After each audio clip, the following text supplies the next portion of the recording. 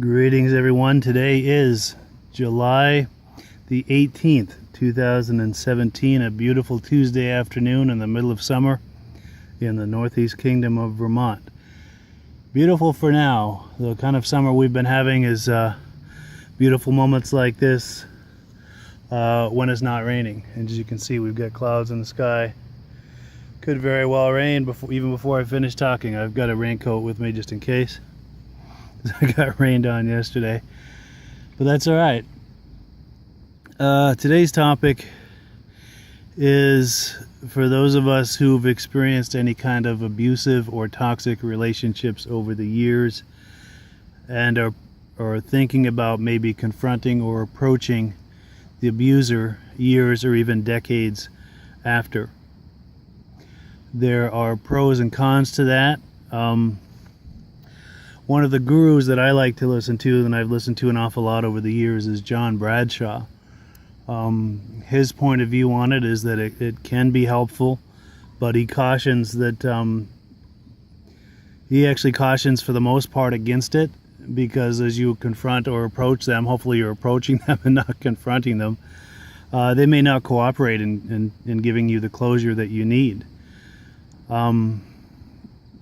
And I've heard instances of that. I've got people close to me that have told me accounts of that, where people told them, "What, you're still holding on to that X decades later?"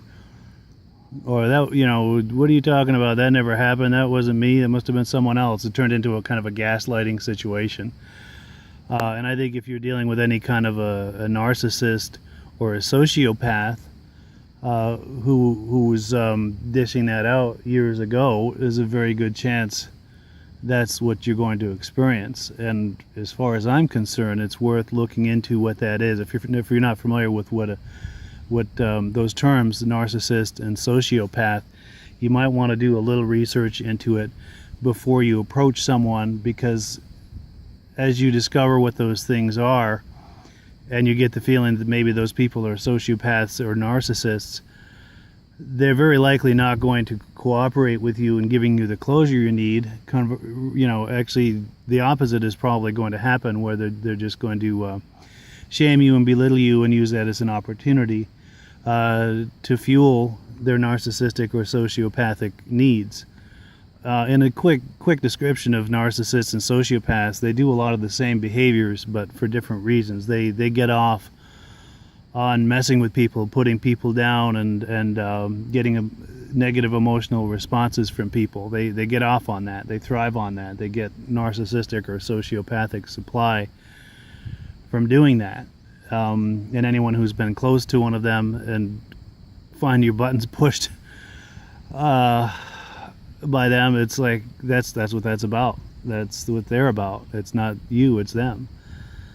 It's sick. It's twisted.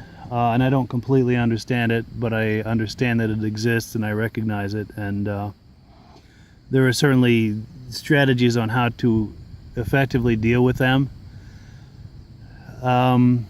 because there's no avoiding them. You can't isolate yourself. You have to function in a society, and you have to take the good with the bad, or the bad with the good.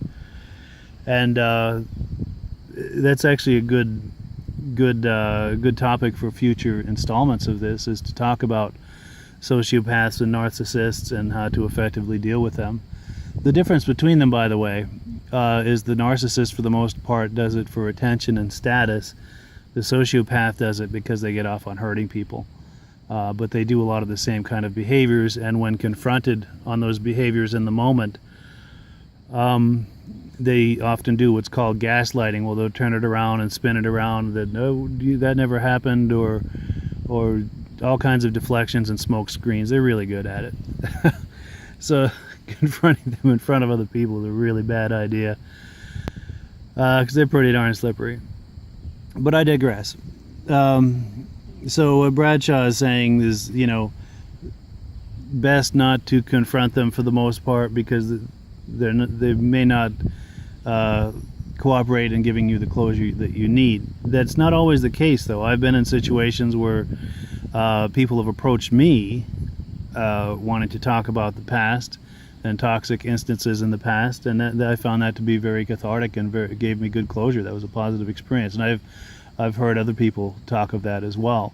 And I also have people close to me who have approached someone many decades later, and they were actually open to it and were able to cooperate and give them some good closure. So that can happen, but just be careful if you're thinking about doing that. The other point that Bradshaw made is that all these years or even decades later, it's not really about them anymore. It's about you and it's about me trying to make our peace with this, and we have to be able to find our own closure, because you can't assume or hope that it's a given someone's going to cooperate in giving you the closure that you need. So you need to find it on your own. If you are able to approach someone, or they approach you and are interested in working with you to get for that closure, that's just a bonus. That's a wonderful thing. So in closing, I wanted to hear your thoughts and experiences on that. What are your feelings and opinions about that? Should someone approach someone, or should they not approach, or is it situational like I've just described? It depends upon the situation. And also, what have been your experiences if you've approached someone or they've approached you, and you are actually able to engage them and have a meaningful conversation to get closure, or at least get on the path to closure and do some repair work. Well, I'd love to hear that. I'd love to hear your thoughts and opinions on it, as well as your experiences. And if you are considering approaching someone, I wish you the very best of that, the best with that, I'm sorry. I wish you the very best with that.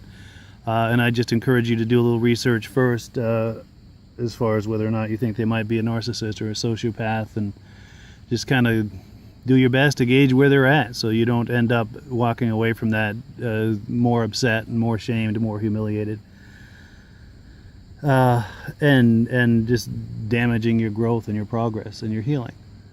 So yeah, I guess that's it for today. Thank you for watching. Thank you for participating in this channel. Please browse the channel and subscribe if you like what you see. I'm trying to put up new content on a regular basis with conversations like this, or dialogue, or monologues like this, I'm sorry, as well as affirmation videos. So if you like what you see, subscribe. And as always, if you're liking this channel and want to support it, please click on the retailer links in the description. When you click on those links to those retailers and order within the next 24 hours, those retailers give me a small commission, and that's what makes this channel possible.